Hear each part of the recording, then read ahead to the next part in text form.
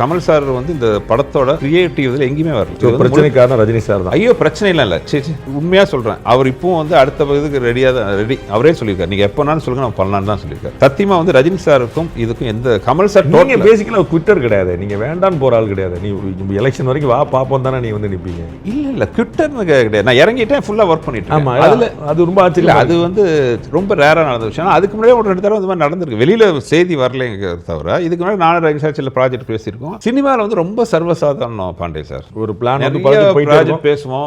சில டைரக்டர்ஸ்லாம் நானே சிரிச்சிருக்கேன். இந்த படம் சில டைரக்டர்ஸ் ஆகட்டும் சில நடிகர்கள் வந்து சொல்லுவாங்க இந்த படம் நான் பண்ண வேண்டியது நான் பண்ணல. அந்த படம் வந்து ஹிட் ஆயிருக்கும்.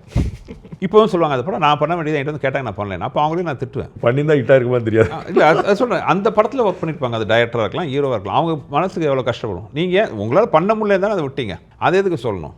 அந்த மாதிரி நான் பண்ண முடியாமல் நான் விட்ட படங்கள் நிறையா இருக்குது. மற்றவங்க விட்ட படங்களை நான் பண்ணியிருக்கலாம். அது மேபி அதுவும் நடந்திருக்கும். அவங்க what they felt Kamal sir Rajini sir என்ன சொன்னாங்க? இல்லை ரஜினி சார்ட்டை நான் சொல்லிட்டு தான் அனௌன்ஸ் பண்ணேன். ரஜினி சார்ட்டை வந்து நான் முதலே சொல்லிவிட்டு எங்களுக்கு 2 நல்ல ஒரு அண்டர்ஸ்டாண்டிங்.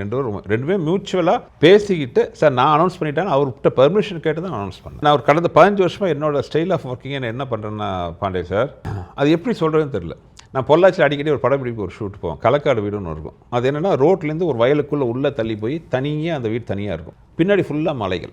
இப்போ ஒருத்தன் பஸ்ஸில் வந்து இறங்கி அந்த வீட்டுக்குள்ளே போய் சம்மந்தமே இல்லாமல் அந்த வயலுக்குள்ளே ஒரு வீடு இருக்குது. அந்த வீட்டில் விதவை பொண்ணு இருக்குது. அதுகிட்ட போய் வேலை கேட்குறான். இதுதான் இதுக்கு தலையில் வாழும் கிடையாது.